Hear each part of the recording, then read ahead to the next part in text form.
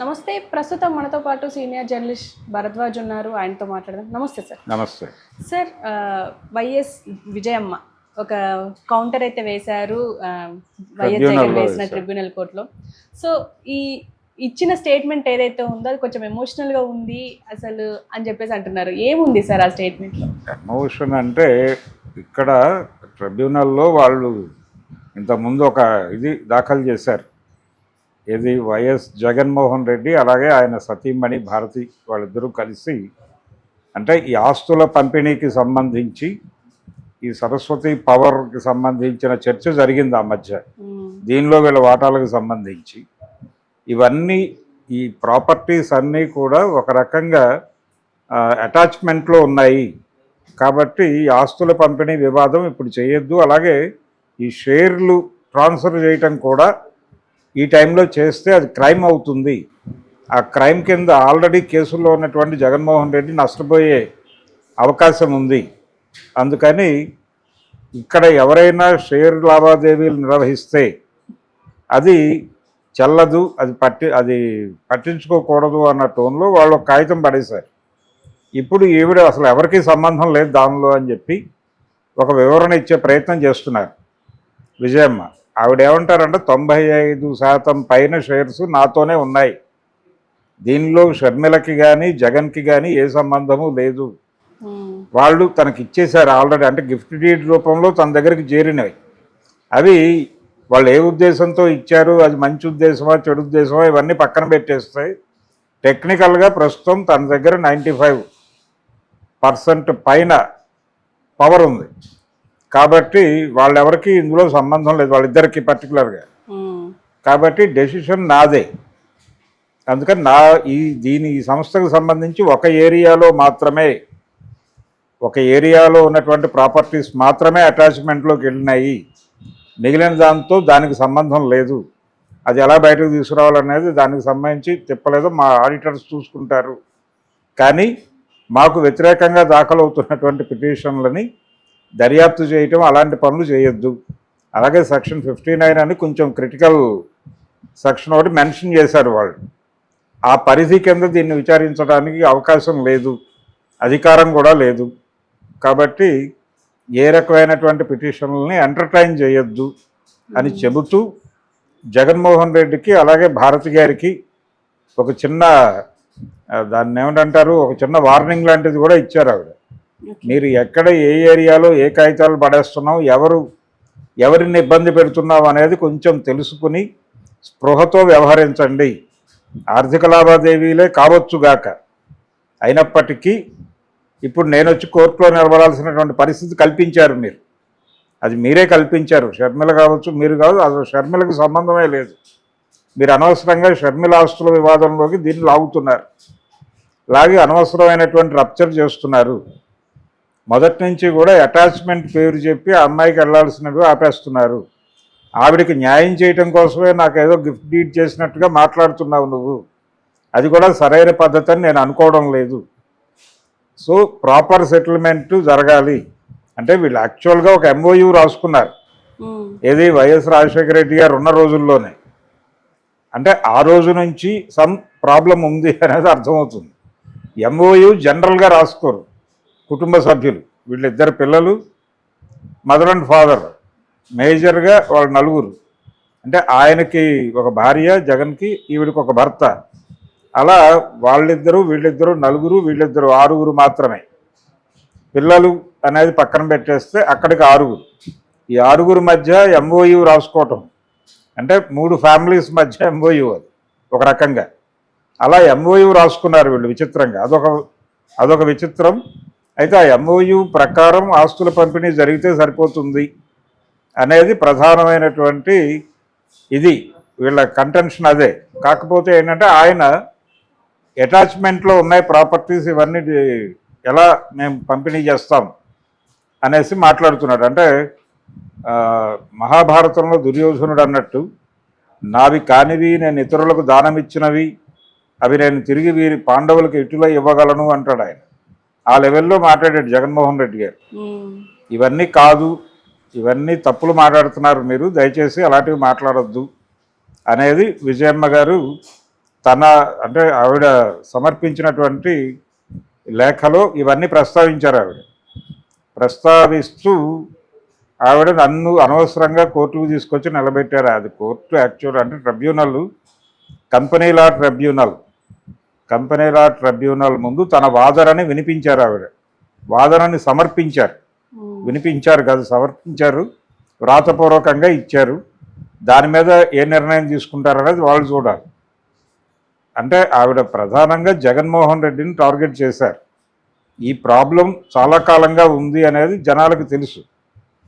అయితే ఇప్పుడు వైఎస్ఆర్సీపీలో సభ్యులుగా ఉన్నవాళ్ళు, గతంలో ఎమ్మెల్యేలుగా మంత్రులుగా ఉన్నవాళ్ళు, ఇప్పటికీ ఆ పార్టీతో అసోసియేట్ అయి ఉన్నవాళ్ళు, వాళ్ళలో ఇంటర్నల్గా ఒక ఫీలింగ్ ఉంది. ఈ ఆస్తుల గొడవ అనేది 4 గోడల మధ్య సెటిల్ చేసుకుని ఉంటే బాగుండేది. అది సెటిల్ చేసుకోకుండా వాళ్ళ ఇంట్లో గొడవ ప్రాపర్ సెటిల్మెంట్ చేసుకోకపోవడం వలన వాళ్ళ చెల్లెళ్ళు ఇద్దరు అంటే షర్మిల ప్రాపర్టీ గొడవతో బయటకు వచ్చింది. ఒకవైపు వివేక హత్య కేసులో ఆవిడ బయటకు వచ్చింది, సునీత షర్మిల వీళ్ళిద్దరూ ప్రాపర్ సెటిల్మెంట్ అక్కడ జరక్క బయటకు రావటం వలన టోటల్గా వైఎస్ఆర్సీపీకి నష్టం జరిగింది. ఎన్నికల్లో వాళ్ళిద్దరూ అప్పటి ప్రతిపక్షానికి ఓట్లు పడేలాగా సహకరించారు.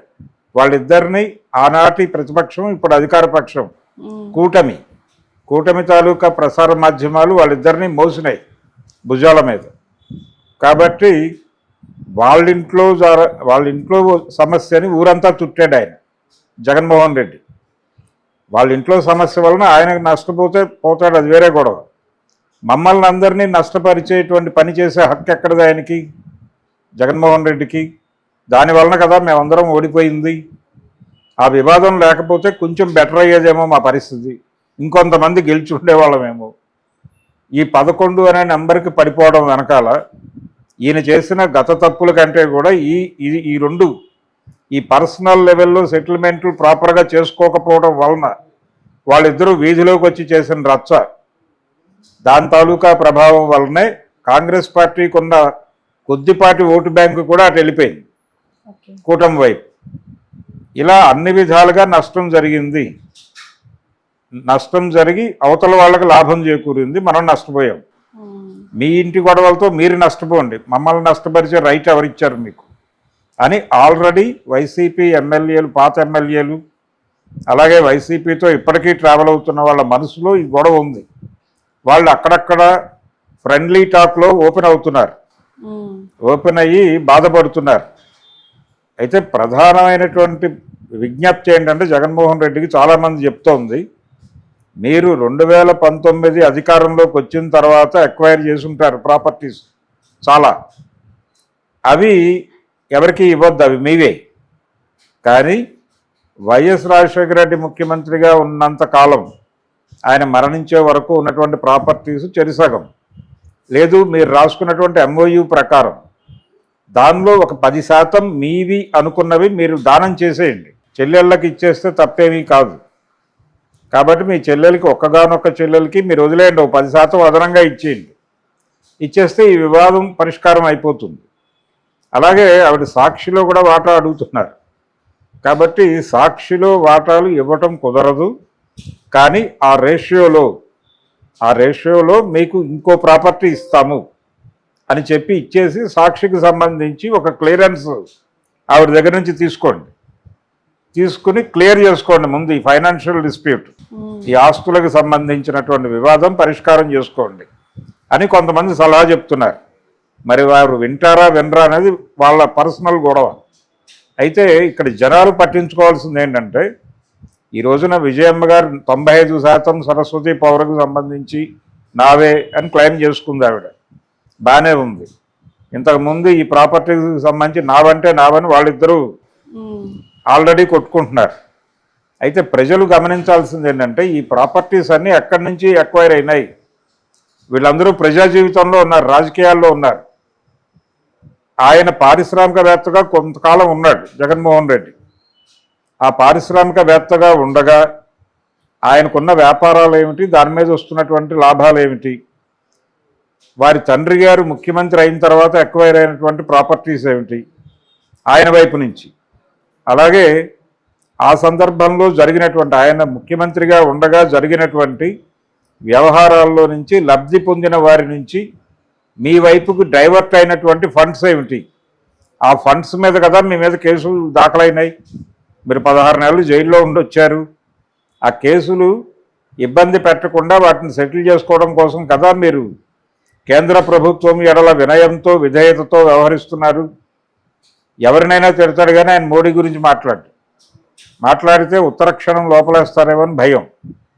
అందుకని మీరు జనం డబ్బులు, ప్రజల డబ్బుల గురించి, ప్రజల డబ్బులు దోచుకుని పంచుకోవటానికి కొట్టుకుంటున్నారు. అది విచిత్రం. ప్రజలు పట్టించుకోవాలి దీన్ని. ప్రజా సంఘాలు పట్టించుకుని వాళ్ళ ఆస్తి వివాదాన్ని రోడ్డు మీద తేల్చాలి. అది జరిగితే తప్ప వీళ్ళ నోర్లు మూతపడవు. విజయమ్మ గారు వేసినటువంటి ఉత్తరం వలన జరగబోయేది ఏం లేదు. అయితే ఆవిడ తన మీద వాళ్ళు వేసినటువంటి పేపర్కి కౌంటర్ వేశారు.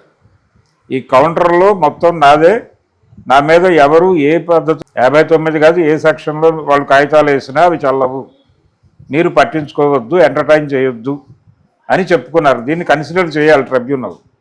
కన్సిడర్ చేస్తుందా లేదా అనేది చూడాలి. ట్రిబ్యునల్లు కన్సిడర్ చేస్తాయో గొడవ కంటే కూడా జనం పట్టించుకోవాలి. వాళ్ళు ప్రజాక్షేత్రంలో చర్చ జరగాలి. అంటే ఇప్పుడు ప్రభుత్వాలన్నీ చేస్తున్నది ఏంటంటే కార్పొరేట్లకి ఎక్కడో చోట అవకాశం కల్పించి వాటిని ఫెసిలిటేట్ చేసి తద్వారా లబ్ధి పొందటం అనేది జరుగుతోంది అన్ని ప్రభుత్వాలు. ఈ ప్రభుత్వం ఆ ప్రభుత్వం అని లేదు. చంద్రబాబు నాయుడు గారు అదే చేశాడు, జగన్మోహన్ రెడ్డి అదే చేశాడు, వారి తండ్రి గారు రాజశేఖర రెడ్డి గారు అదే చేశారు. ఇప్పుడు కూడా చంద్రబాబు అదే చేస్తున్నాడు. అక్కడ అదే చేస్తున్నాడు, ఇక్కడ కేసీఆర్ రేవంత్ రెడ్డి చేస్తోంది కూడా అదే. అందుకని కార్పొరేట్ రాజకీయాలు వచ్చేసిన తర్వాత రాజకీయ నాయకుల ఆస్తులలో పెరుగుతున్నటువంటి ఒక పెరుగుదల, స్పష్టంగా కనిపిస్తున్న పెరుగుదల, ఈ పెరుగుదల మీద ఒక బహిరంగ చర్చ జరగాలి. అలాగే జగన్మోహన్ రెడ్డి కూడా ఇన్ని ఆరోపణలు వస్తున్న సందర్భంగా అసలు తన ప్రాపర్టీస్కి సంబంధించి ప్రజాక్షేత్రంలో ఆయన రాజకీయాల్లో ప్రజా జీవితంలో ఉన్నాడు కాబట్టి ఒక శ్వేతపత్రం రిలీజ్ చేయాల్సిన అవసరం ఉంది. ఆయన ప్రజలకి కన్ఫ్యూజన్గా ఉంది. ఒకరోజు ఒక పవర్ ప్రాజెక్ట్ అంటారు, ఇంకోటి ఇంకేదో అంటారు, భారతీయ సిమెంట్స్ అంటారు, లేకపోతే ఇంకెక్కడో స్టీల్ ప్లాంట్ అంటారు. ఏమిటి గొడవ అని జనాలు కన్ఫ్యూజన్లో ఉన్నారు. అందుకని మీ ఆస్తులు ఏమిటో ఒక శ్వేతపత్రం ప్రజలకు సమర్పించండి. ఒక ఓపెన్ ఏరియాలో దాన్ని పబ్లిష్ చేయండి. చేస్తే జనం తెలుసుకుంటారు. కనీసం జనానికి ఒక జ్ఞానం వచ్చిన తర్వాత ఇవి ఆయనవి అనే జ్ఞానం వచ్చాక మిగిలిన వాళ్ళు ఆర్గ్యుమెంట్లోకి వస్తారు. అదైనా చేయాలి. అది చేయాలి, ప్రజలు పట్టించుకోవాలి. ప్రజలు ఓపెన్గా ఈ ఆస్తుల గొడవ ఏంటి అని కనుక ఒక